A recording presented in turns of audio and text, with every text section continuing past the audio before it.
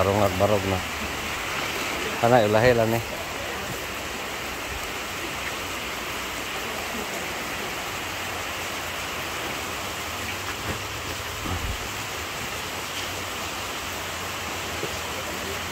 Talong blessings. Thank you Lord. Okay na. Ayun siguro to, pwede mo anak dia. Hindi mo basa.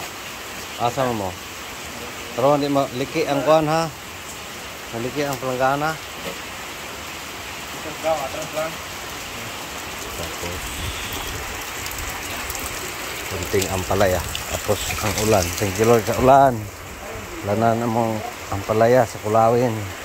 Kara gulay labot gyapon kulawin ron Ben. Labot sangkas. Sa mo na pagkapahilakin. Mabalik na, tarungan na. Manon ng bigay. Balik na. One stroke lang.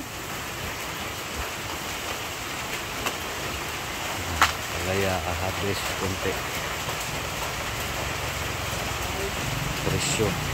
Sana ganun pa rin. Ang palaya, 110. Talong, 100. Kahit pang survive. Na-harvest na mo karon sa katrak. Truck isudlan. Gamay ra kay sulod.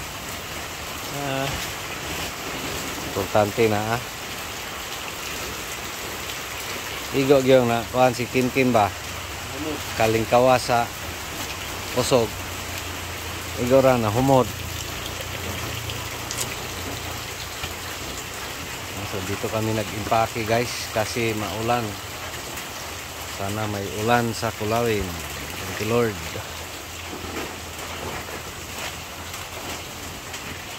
And so short update. Ang palaya at talong harvest. Ang palaya natin makakuha ng 400 kilos. Price na yan. Based sa price. Napakalaking ambag na. Pwede na po na iabobi. Karare kang kimba.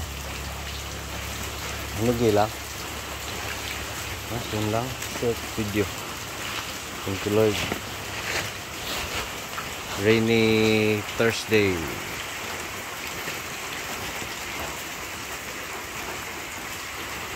Stay sa match.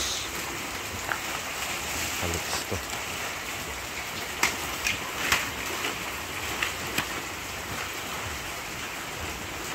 God bless everyone. Tanawa gihapon na ay bangag do ha. Kana wala di na perfect. Inigbutang ni mo Koreano ba? Inigpunit, inigbutang, tanaw ka, walay bangag.